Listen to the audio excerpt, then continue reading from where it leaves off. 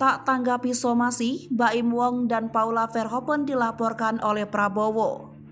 Baim Wong dan Paula kembali dipolisikan gegara konten prank kasus KDRT. Kali ini, ia dilaporkan oleh pengacara Prabowo Febrianto ke Polda Metro Jaya. Prabowo Febrianto dan tim sebelumnya sudah melayangkan somasi ke Baim dan Paula beberapa hari lalu. Namun surat itu tak kunjung ditanggapi oleh pasangan tersebut yang hasilnya dilaporkan.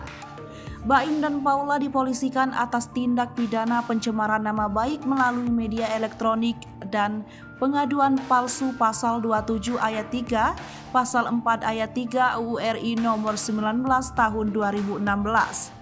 Laporan itu tercatat di Polda Metro Jaya. Baim Wong dikatakan sudah merugikan institusi kepolisian karena konten prank. Sang artis dinilai bukan jadi contoh yang patut untuk masyarakat.